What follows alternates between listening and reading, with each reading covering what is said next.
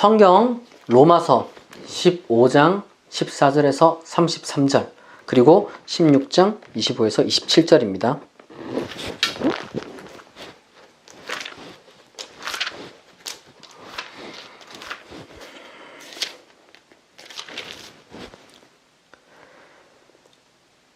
내 형제들아, 너희가 스스로 선함이 가득하고 모든 지식이 차서 능히 서로 권하는 자임을 나도 확신하노라. 그러나 내가 너희로 다시 생각나게 하려고 하나님께서 내게 주신 은혜로 말미암아 더욱 담대히 대략 너희에게 썼노니, 이 은혜는 곧 나로 이방인을 위하여 그리스도 예수의 일꾼이 되어 하나님의 복음의 제사장 직분을 하게 하사 이방인을 제물로 드리는 것이 성령 안에서 거룩하게 되어 받으실 만하게 하려 하심이라. 그러므로 내가 그리스도 예수 안에서 하나님의 일에 대하여 자랑하는 것이 있거니와 그리스도께서 이방인들을 순종하게 하기 위하여 나를 통하여 역사하신 것 외에는 내가 감히 말하지 아니하노라. 그 일은 말과 행위로, 표적과 기사의 능력으로, 성령의 능력으로 이루어졌으며, 그리하여 내가 예루살렘으로부터 두루 행하여 일루리곤까지 그리스도의 복음을 편만하게 전하였노라. 또 내가 그리스도의 이름을 부르는 곳에는 복음을 전하지 않기를 힘썼노니, 이는 나무의 터 위에 건축하지 아니하려 함이라. 기록된 바 주의 소식을 받지 못한 자들이 볼 것이요 듣지 못한 자들이 깨달으리라 함과 같으니라. 그러므로 또한 내가 너희에게 가려 하던 것이 여러 번 막혔더니 이제는 이 지방에 일할 곳이 없고, 또 여러 해 전부터 언제든지 서바나로 갈 때에 너희에게 가기를 바라고 있었으니, 이는 지나가는 길에 너희를 보고 먼저 너희와 사귐으로 얼마간 기쁨을 가진 후에 너희가 그리로 보내주기를 바람이라. 그러나 이제는 내가 성도를 섬기는 일로 예루살렘에 가노니, 이는 마게도냐와 아가야 사람들이 예루살렘 성도 중 가난한 자들을 위하여 기쁘게 얼마를 연보하였음이라. 저희가 기뻐서 하였거니와 또한 저희는 그들에게 빚진 자니, 만일 이방인들이 그들의 영적인 것을 나눠 가졌으면 육적인 것으로 그들을 섬기는 것이 마땅하니라. 그러므로 내가 이 일을 마치고 이 열매를 그들에게 확증한 후에 너희에게 들렀다가 서바나로 가리라. 내가 너희에게 나아갈 때에 그리스도의 충만한 복을 가지고 갈 줄을 아노라. 형제들아, 내가 우리 주 예수 그리스도와 성령의 사랑으로 말미암아 너희를 권하노니, 너희 기도에 나와 힘을 같이하여 나를 위하여 하나님께 빌어 나로 유대에서 순종하지 아니하는 자들로부터 건짐을 받게 하고, 또 예루살렘에 대하여 내가 섬기는 일을 성도들이 받을 만하게 하고, 나로 하나님의 뜻을 따라 기쁨으로 너희에게 나아가 너희와 함께 편히 쉬게 하라. 평강의 하나님께서 너희 모든 사람과 함께 계실지어다. 아멘. 나의 복음과 예수 그리스도를 전파함은 영세전부터 감추었다가 이제는 나타내신 바 되었으며, 영원하신 하나님의 명을 따라 선지자들의 글로 말미암아 모든 민족이 믿어 순종하게 하시려고 알게 하신 바, 그 신비의 계시를 따라 된 것이니, 이 복음으로 너희를 능히 견고하게 하실 지혜로우신 하나님께 예수 그리스도로 말미암아 영광이 세세 무궁하도록 있을지어다. 아멘.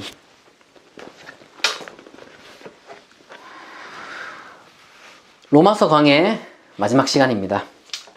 우리는 이 로마서 15장 14절부터, 그리고 비록 중간에 건너뛰긴 했지만 16장 전체 끝까지 이르기까지 인간 바울의 너무도 진솔한 그러한 모습을 발견합니다. 지금까지 로마서 강의를 해오면서는 바울이 가르치고자 했던 그 종교에 대해서 우리가 발견하려고 노력을 했다면, 오늘은 특별히 인간 바울, 그의 마음을 함께 우리가 공감하고 느끼는 시간을 갖도록 하겠습니다. 먼저 다시 15장 14절에서 16절을 읽어보겠습니다. 내 형제들아, 너희가 스스로 선함이 가득하고 모든 지식이 차서 능히 서로 권하는 자임을 나도 확신하노라. 그러나 내가 너희로 다시 생각나게 하려고 하나님께서 내게 주신 은혜로 말미암아 더욱 담대히 대략 너희에게 썼노니, 이 은혜는 곧 나로 이방인을 위하여 그리스도 예수의 일꾼이 되어 하나님의 복음의 제사장 직분을 하게 하사 이방인을 제물로 드리는 것이 성령 안에서 거룩하게 되어 받으실 만하게 하려 하심이라. 바울은 로마라는 당대 최고의 도시의 기독교인들을 높임으로써 그들의 어떤 그 이름을 높임으로써 지금까지 바울 자신이 주장해온 이 은혜 종교가 뭐 터무니없는 것도 아니고 비도덕적인 것도 아님을 재확언합니다. 실제 로마서에 나타난 바울의 언어를 보면은 바울의 다른 편지들과 상당히 달라요. 뭐 예를 들면은 고린도 전후서에 비해서 신비적인 언어는 가급적 삼가고 있고 다른 편지들에 비해서 상당히 지적 수준도 높고 어떤 도덕적인 수준도 당연히 높습니다. 바울은 로마서 이 서두에서 말했던 내용, 그러니까 이제 자기 자신이 이방인을 위한 그리스도의 일꾼임을 또한 동시에 밝힙니다. 다시금 밝히는 거죠. 16절에 이방인을 제물로 드린다, 이 표현은 이사야 66장 20절을 인용한 것으로 지금 자기 자신의 어떤 소명에 대한 확언을 들려줄 뿐만 아니라 거기서 끝나는 게 아니라 한 걸음 더 나아가서 이것이야말로 인간이 그 갖는 어떤 신앙 내지는 어떤 그 종교의 가장 좋고 가장 훌륭한 종교의 가장 중요한 대의 명분임을 다시 한번 이들에게 확인시켜 줍니다. 먼저 그들의 지성적인 수준을 바울이 인정하고 그러한 사람들도 받을 만한 종교가 바로 자기의 종교고 그리고 그 종교에서 가장 중요한 일을 지금 자기가 감당하고 있다. 이것을 알아달라. 이렇게 지금 호소하는 것이죠. 계속해서 17절에서 24절을 읽어보겠습니다. 그러므로 내가 그리스도 예수 안에서 하나님의 일에 대하여 자랑하는 것이 있거니와 그리스도께서 이방인들을 순종하게 하기 위하여 나를 통하여 역사하신 것 외에는 내가 감히 말하지 아니하노라. 그 일은 말과 행위로 표적과 기사의 능력으로 성령의 능력으로 이루어졌으며 그리하여 내가 예루살렘부터 두루 행하여 일루리곤까지 그리스도의 복음을 편만하게 전하였노라. 또 내가 그리스도의 이름을 부르는 곳에는 복음을 전하지 않기를 힘썼노니 이는 남의 터 위에 건축하지 아니하려 함이라. 기록된 바 주의 소식을 받지 못한 자들이 볼 것이요 듣지 못한 자들이 깨달으리라 함과 같으니라. 그러므로 또한 내가 너희에게 가려 하던 것이 여러 번 막혔더니 이제는 이 지방에 일할 곳이 없고 또 여러 해 전부터 언제든지 서반으로 갈 때에 너희에게 가기를 바라고 있었으니 이는 지나가는 길에 너희를 보고 먼저 너희와 사귐으로 얼마간 기쁨을 가진 후에 너희가 그리로 보내주기를 바람이라. 앞서 말씀드린 대로 바울은 자기 자신의 언어를 굉장히 신중하게 사용합니다. 그 수천 년 전 이야기를 지금 우리가 하고 있는 건데 바로 그 당시 때는 여행을 하면서 기적을 행하는 자, 뭐 미라클 워커라고 하는데 그러한 사람이 뭐 흔한 건 아니었지만 그렇다고 해서 또 완전히 없는 것, 그렇게 또 드문 것도 아니었어요. 하지만 사도 바울은 그 사도행전에 그 언급된 것처럼 자신의 편지에서는 어떤 기적을 자기가 행했다, 구체적으로 그런 이야기를 한 번도 한 적이 없어요.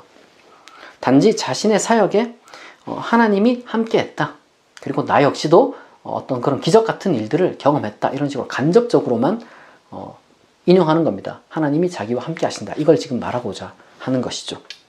그런데 주목해야 할 점은 바울이 예루살렘으로부터 두루 행하여 일루리곤까지 복음을 편만하게 전하였다, 이런 이제 표현이 있는데 실제로 우리가 주목해야 되는 것은 이겁니다. 바울은 그 예루살렘 같은 경우는 이미 뭐 베드로나 야고보와 같이 그러한 초기 기독교 운동의 지도자들이 활동하고 있던 그런 예루살렘에서 복음을 전한 일이 없어요. 자기가 그렇게 복음을 전할 기회도 없었고 전할 필요도 없었죠. 그리고 또 한편으로는 이 일루리곤이라는 이 지역에 대해서 바울이 여기 말고 뭐 다른 데서 언급하지도 않고 뭐 다른 기독교 신약 성경을 봐도 우리가 뭐 확인할 길이 없습니다. 그래서 사실 이 표현에 대해서는 조금 우리가 자세하게 추론을 할 필요가 있습니다. 그러면 지금 바울이 왜 이걸 이야기했는지 좀 우리가 느낄 수가 있어요. 23절에 밝히듯 바울은 로마 교회에 편지를 왜 썼느냐? 이 서바나가 스페인인데 이 스페인으로 선교를 가기 위해서는 로마를 거쳐가야 되는데 이제 로마를 거쳐가는 동안 잠시 그 로마 지역에 머무를 수 있도록 배려해주고, 그리고 또한 그 이후에 스페인 선교를 떠날 수 있는 그 후원을 바라는 마음에 지금 그 목적을 전달하기 위해서 이제 편지를 이제 쓴 것입니다. 바울은 지금까지 이제 그리스 지역까지, 고린도 중심으로 해서 이제 그리스 지역까지 복음을 전했습니다. 일루리곤이라는 지역은 이 고린도보다 약간 위쪽, 그리고 서쪽, 그러니까 이제 로마 쪽이죠. 약간 북서쪽에 있는 아드리아해 연안의 이제 지역을 가리키는 말로 이제 그 당시 로마 속주였어요. 로마 속주.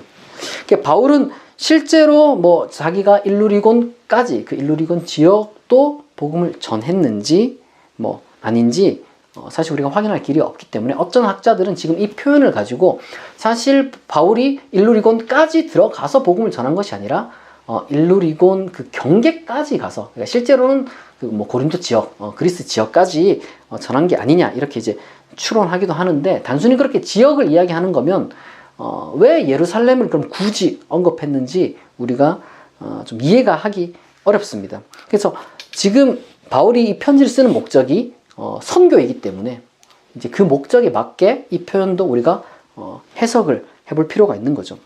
그리고 우리가 또 기억해야 될 것은, 당대의 지도는 현재 우리가 가지고 있는 그런 지도랑 달라요. 당대의 지도는 이제 지중해를 중심으로 해서 이렇게 4등분 되어 있었습니다.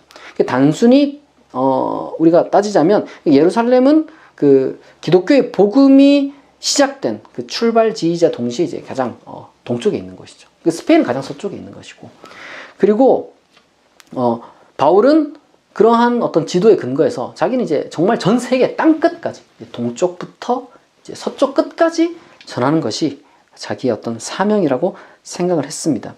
다시 말해서 지금 자기는 동쪽부터 이제 세계 끝 스페인 선교까지 차근차근 복음을 전해왔다라는 그러한 메시지를 주고 싶어서 예루살렘을 아마 언급했을 것이고요. 동시에 일루리곤 같은 경우는 이제 어떤 그런 지도상으로 우리가 따졌을 때는 단순히 보면은 그냥 로마를 거쳐가야 되는 곳이기 때문에 그냥 이제 언급했다, 이렇게 생각할 수가 있어요. 왜냐하면 아직 로마까지는 바울이 간 적이 없으니까. 그럼 로마 직전 지역이 어디냐? 대표적으로 일루리곤이니까 자기는 거기까지는 다 감당했다, 지금 뭐 이 이야기를 하는 것일 수도 있습니다. 그런데 우리가 한 걸음 더 나아가서 생각해 보면은 이 일루리곤이라는 지역은 아까도 말씀드렸다시피 그 로마 속주예요. 그리고 이 일루리곤부터 그 다음에 로마, 스페인 이렇게 이제 서쪽으로 이르기까지, 그때부터 그들의 주요 언어는 헬라어가 아니라 라틴어가 됩니다.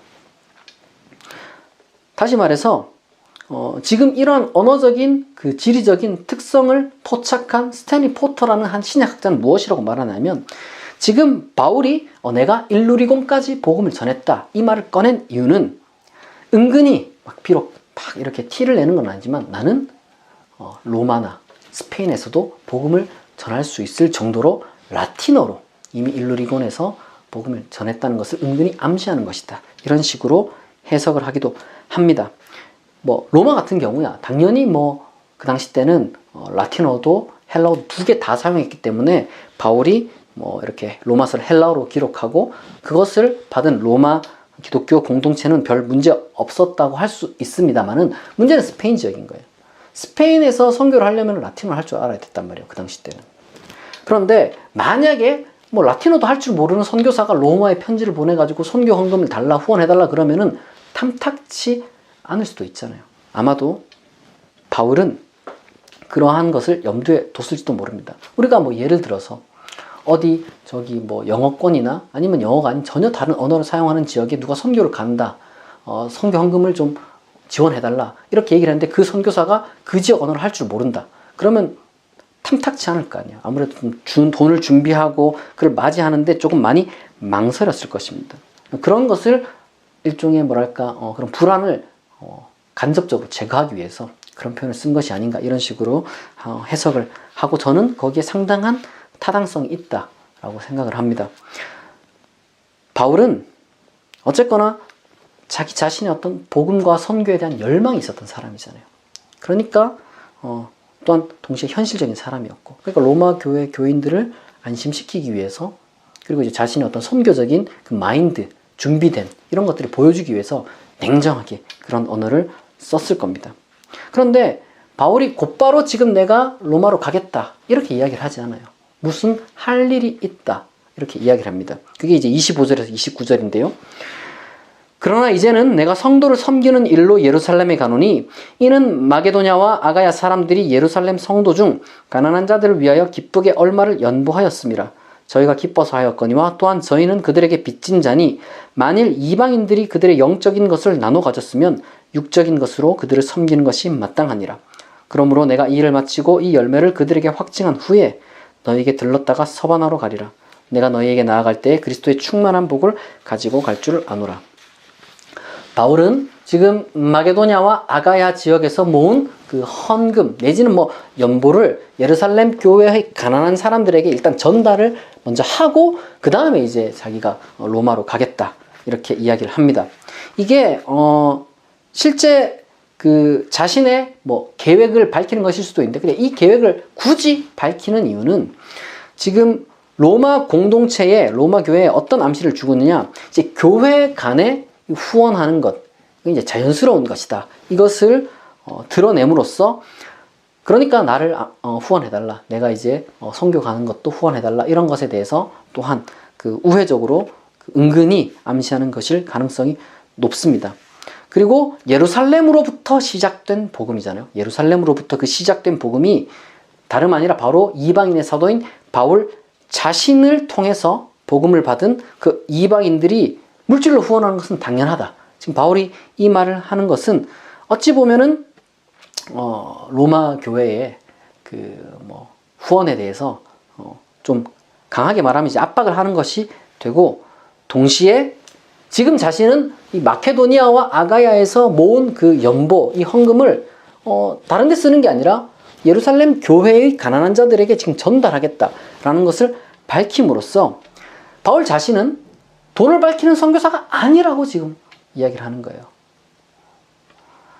바울은 선교사로서 하나님의 일꾼으로서 돈의 욕심을 가진 사람이 아니라 정말 필요한 목적 헌금만을 지금 요구하는 것이다. 이것을 지금 드러내고자 했던 것 같기도 합니다. 사실 이러한 모습을 읽으면 정말 절박함이 느껴지잖아요. 이 어떤 선교사의 절박함. 이 돈 얘기를 엄청 불려서 말하는 거예요. 쉽게 말하자면 어렵게. 이게 근데 어떤 이 절박함을 통해서 그 우리가 볼 수 있는 어떤 바울의 인간적인 면모가 훨씬 더 처절하게 드러나는 건 사실 다음 구절이에요. 30절부터 33절인데요. 제가 읽어드리겠습니다. 형제들아, 내가 우리 주 예수 그리스도와 성령의 사랑으로 말미암아 너희를 권하노니 너희 기도에 나와 힘을 같이하여 나를 위하여 하나님께 빌어 나로 유대에서 순종하지 아니하는 자들로부터 건짐을 받게 하고 또 예루살렘에 대하여 내가 섬기는 일을 성도들이 받을 만하게 하고 나로 하나님의 뜻을 따라 기쁨으로 너희에게 나아가 너희와 함께 편히 쉬게 하라. 평강의 하나님께서 너희 모든 사람과 함께 계실지어다. 아멘. 제가 로마서 설교를 준비하면서 로마서를 읽으면서 특별히 이제 이 구절을 읽으니까 진짜 많은 생각이 들더라고요. 정말 울컥하기도 하고. 그러니까 바울은 지금 자기가 마게도냐와 아가야에서 모은 헌금을 가지고 예루살렘의 가난한 성도들을 생각하면서 정말 사랑의 마음으로 이제 헌금을 가지고 가려고 하는데 동시에 뭘 느끼고 있냐? 예루살렘에서 근데 가면 죽을 수 있다. 그런 두려움을 갖고 있는 겁니다. 그러니까 두 가지 마음이 같이 공존하는 거예요. 하나는 어떻게 보면 좀 원대한 마음. 그러니까 스페인 선교를 하겠다는 어떤 자신의 어떤 위대한 과업이라든지 혹은 뭐 비전이라든지 그런 것에 대해서 뭔가 좀 들뜬 마음, 뭔가 이제 부푼 마음 그런 게 이제 한켠에 있고 또 다른 한켠으로는 그 뭐랄까 예루살렘 교회가 지금 자기가 모아온 그 연보를 거절하고 그리고 유대인들에 의해서 신성 모독을 전하는 그러한 사람으로 낙인 찍혀서 살해당할지도 모르겠다. 이 두 마음이 공존하는 거예요. 뭐 동시에 거기 또 중간에는 과연 내가 후원을 받을 수 있을까 하는 그런 긴가민가 하는 마음, 뭐 기대 반, 뭐 두려움 반, 뭐 그런 마음도 섞여 있었겠죠. 우리가 사도행전을 보면 바울의 편지를 중심으로 해서 이제 사도 바울의 행로를 때때로는 약간 미화한 것도 있고 때때로는 약간 과장한 그러한 재구성을 우리가 이제 발견할 수가 있는데, 실제로 그 사도행전에 보면 흥미롭게도 이 마게도냐와 아가야에서 이제 헌금을 모아서 예루살렘으로 가겠다라고 이제 로마서에서 밝힌 이 바울의 그 경로가 사도행전 19장 21절 22절에 그대로 나와요. 제가 읽어드릴게요. 바울이 마게도냐와 아가야를 거쳐 예루살렘에 가기로 작정하여 이르되 내가 거기 갔다가 후에 로마도 보아야 하리라 하고, 자기를 돕는 사람 중에서 디모데와 에라스도 두 사람을 마게도냐로 보내고 자기는 아시아에 얼마 동안 더 있으니라. 그러니까 딱 로마서에서 바울이 밝힌 그대로의 내용이 사도행전에 기록되어 있죠. 로마서가 사도행전보다 훨씬 수십 년 더 먼저 기록됐으니까 이 부분을 분명히 그 사도행전 저자는 알고 있는 겁니다. 그런데 그 다른 부분에서 바울을 미화하고 또 바울의 어떤 그 행로들을 뭐 과장하기도 하는 이 사도행전이 흥미롭게도 이 경로를 지금 이렇게 말한 이후에 그들에게서 마게도냐와 아게야에서 온 사람들에게서 뭐 헌금을 모았다는 이야기도 없고요. 그리고 그 헌금을 예루살렘 교회에 전달했다는 이야기는 존재하지 않습니다. 근데 어떤 이야기가 계속해서 이어지느냐, 지금 이 사도행전 19장 뒤에 계속해서 이어진 이야기는 뭐냐면은 예루살렘 교회를 갔다가 문자 그대로 죽을 뻔하고 다행히 어떤 법적 절차를 거쳐서 가이사르에게 호소함으로 로마에 호송되어 갔다는 식으로 사도행전이 끝나게 됩니다. 그리고 사도 바울의 죽음이 어떻게 되었는지 나오지가 않아요. 말씀드렸다시피 이거는 사도 바울 로마서 이후, 조금 더 정확하게 말씀드리자면 사도 바울이 죽은 뒤에 쓰인 게 이제 사도행전인데, 사도 바울이 어떻게 죽었는지 무슨 일이 있었는지 전혀 언급해주지 않습니다. 이유는 모르죠. 사도행전의 저자가 어쩌면 바울이 우려했던 일이 실제로 벌어져서 그것을 의도적으로 감추고 싶어 했을지도 모릅니다. 기독교 교회의 초기 기독교부터 전해 내려오는 그 전승에 의하면 바울은 순교했다, 이렇게 우리가 이제 알고 있어요. 어떻게 뭐 순교했는지 모르는데 종종 뭐 교회에서 회자되는 이야기가 뭐냐면 네로 치하에서 참수당했다, 뭐 이런 이야기가 있어요. 그런데 사실 신약 어느 곳에서도 바울이 어떻게 죽임 당했는지 뭐 아무런 말을 해주지 않습니다. 사도행전은 의도적으로 감추고 있어요. 바울의 죽음에 대해서 언급하는 가장 이른 초기 기독교 문헌이 클레멘트 1서라는 건데요. 이 클레멘트 1서는 바울이 서쪽의 가장 먼 경계까지 가서 거기서 권력자들 앞에서 자기 자신의 증언을 한 뒤 세상을 떠나 성소로 갔다, 약간 이렇게 좀 어떻게 보면 신학적이면서도 문학적인 표현으로 바울의 마무리를 이야기를 해줍니다. 근데 클레멘트 1서가 어디로 보낸 편지냐? 그러면 로마에서 고린도로 보낸 편지예요. 1세기 로마에서 기록된 편지임에도 불구하고 바울이 사실상 어떻게 죽었는지 모르는 거예요. 얘기를 안 하는 거죠. 모르는 건지는 모르겠지만, 게다가 클레멘트 1서라는 그런 초기 기독교의 편지를 보면 사실 바울을 굉장히 좀 베드로에 비해서 무시하는 그런 면도 보이죠. 또 왜 이그나티우스라는 또 다른 교부가 에베소에 보낸 편지가 있는데, 에베소에 보낸 그 편지에 보면은 바울을 순교당한 자라고 이야기할 뿐 별다른 이야기를 하지 않습니다. 그리고 한 100년 정도 지나서 2세기경에 고린도의 디오니소스라는 인물이 고린도에서 로마로 편지를 한 통 보내는 게 이제 전해져 내리고 있는데, 베드로와 바울이 둘 다 고린도와 로마에서 가르쳤고 둘 다 로마에서 순교했다고 가르쳐요. 또 로마에서 고린도로 보낸 그 편지는 로마가 아니라 무슨 서쪽 끝에서 순교했다 이렇게 하는데, 정작 고린도에서 로마로 보낸 편지에 보면은 바울은 로마에서 순교했다 이렇게 언급합니다. 그리고 그 당시 때 그 하나의 기독교 문학 작품이었던 바울행전이라는 게 있어요. 바울행전.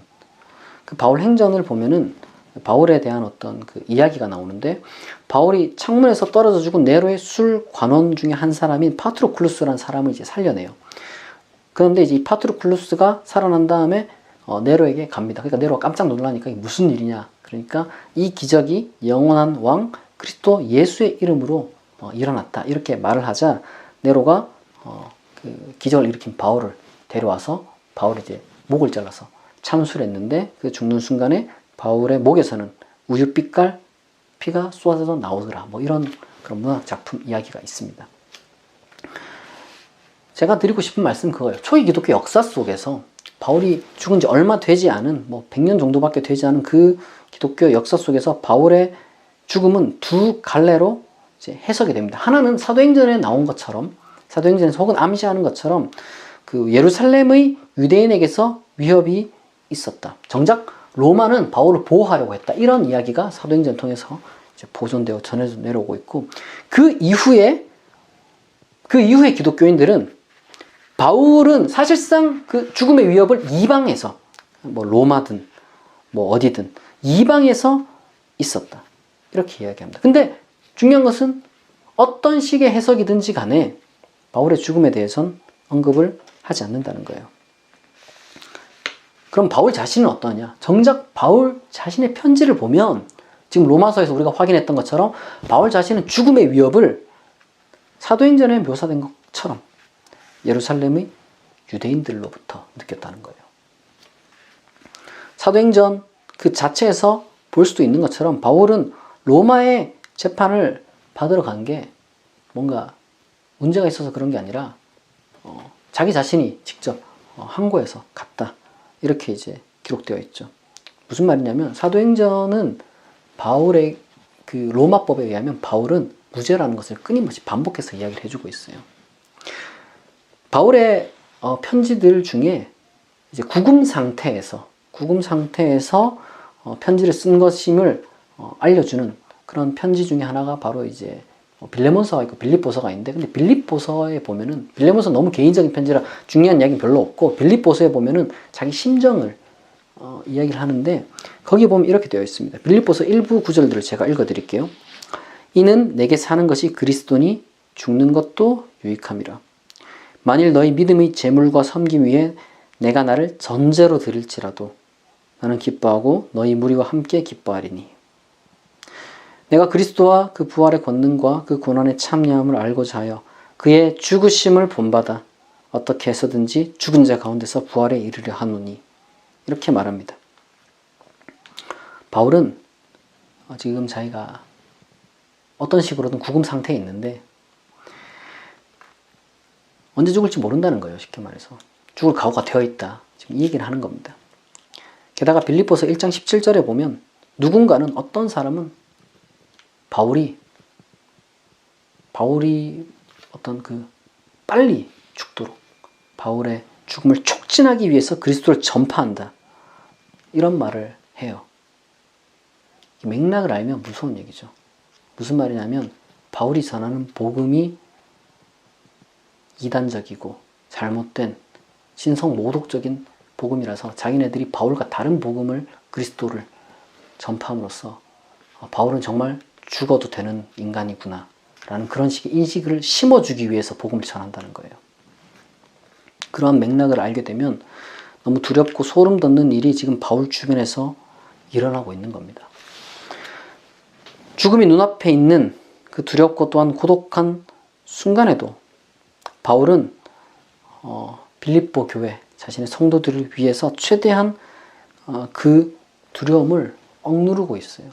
그런 것이 이제 빌립보를 읽으면 느껴지는데 정말 숙연해지는 거죠. 그런데 어쨌든 바울도 인간이잖아요. 바울의 이 두려움은 로마 교회에 자기 자신을 위해서 기도해달라는 부탁에서 느껴질 뿐만 아니라, 비록 건너뛰긴 했지만 16장 그 전반부에 보면은 과도할 정도의 문안인사가 나와요. 수십 명의 사람이 문안인사에 등장합니다. 뭐 이 사람 저 사람 언급하고 또 누구누구에게 뭐 안부를 좀 전해달라 그러면서 막 이야기를 쫙 해요. 수십 명. 근데 바울은 로마에 한 번도 간 적이 없잖아요. 로마 교회는커녕 로마에도 한 번도 가본 적 없는 그 바울이 로마 교회에 뭐 베베를 추천하고, 그리고 로마 그 교회 공동체 뭐 편지를 받을 때 뭐 있을지 없을지도 뭐 확실치 않은 그런 사람들에게 문안 인사를 합니다. 물론 로마가 국제 도시였기 때문에, 그리고 뭐 왕래가 잦았을 수도 있고 또 뭐 이민이 있었을 수도 있겠죠. 바울은 자기 자신이 아는 로마로 뭐 이주한 혹은 로마를 자주 방문하는 그리스도인을 전부 언급했을 가능성이 높아요. 최대한 아는 만큼. 저는 이러한 문안인사가 몇몇 학자들이 해석하는 대로 단순히 돈 때문은 아니라고 생각을 해요. 저 긴 문안인사를 하는 것이 어떤 사람들은 그렇게 이야기를 합니다. 저기 지금 인맥을 활용하는 거다. 그래서 지금 바울 자신의 신용을 높여가지고 그 후원을 조금 더 수월하게 받으려는 그런 목적이 있다. 이렇게 이제 해석한 사람인데, 물론 그럴 수 있어요. 물론 그럴 수도 있는데, 한편으로는 우리가 지금 이 바울의 상황을 안다면은, 지금 바울이 쓰는 이 로마서가 사실상 자기 유언일 수도 있겠다. 이런 마음으로 진짜 자기가 가지고 있는 자기의 복음과 모든 걸 다 쏟아부었다. 그런 인상을 저는 받습니다. 실제로 학자마다 비록 이견이 있지만 이 로마서는 로마 교회가 아니라 예루살렘 교회를 염두에 두고 쓴 것이다. 이렇게 해석하는 학자도 있고, 또한 방금 제가 말한 것처럼 이거는 사실상 바울의 유언장이다. 이렇게 해석하는 학자들도 있습니다. 중요한 건 그거예요. 바울은 로마서 이 전체를 통해서 지나칠 정도로 어떻게 보면 초월적이고 위대한 이야기를 했지만, 그렇다고 해서 그게 무슨 바울이 망상 속에 사는 사람이다, 그런 이야기를 하는 건 아닙니다. 그런 사람이 아니었어요. 오히려 그런 너무 위대하고 초월적인 이야기를 한 바울은 누구보다도 현실을 잘 아는 사람이었어요. 그래서 겁을 냈던 거예요. 죽음을 두려워한 겁니다. 실패를 앞두고 있는 거예요. 스페인 선교라는 위대한 과업의 실패.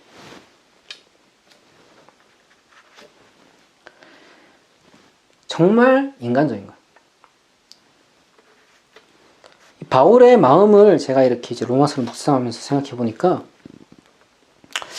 우리 주변에도 정말 이 선한 일을, 좋은 일, 중요한 일을 하는데 오해받고 손가락질 당하고, 때때로는 아무런 지원도 도움도 받지 못해서 삶의 위협을 받고 또 고독한 그런 사람이 있을 수 있겠구나, 이런 생각이 들더라고요.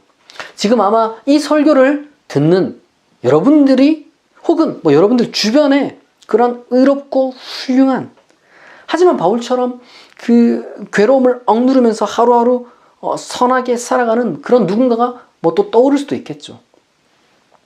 그런 사람들을 우리가 절대로 잊지 말고 기억하고 또 적극적으로 나서서 보호하고 돕고 사랑하고, 그런 사람을 위해서 우리가 기도를 해줘야 됩니다. 로마서 강의를 제가 1년 동안 해왔죠.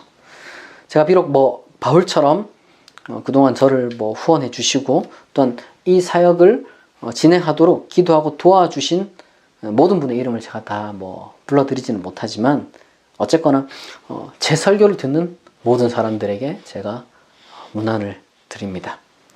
그리고 저도 마찬가지. 저도 지금 제가 진행하고 또한 준비하는 이 사역이 끝까지 열매 맺을 수 있도록 후원과 기도를 잊지 않아 주시기를 진심으로 간곡히 부탁합니다.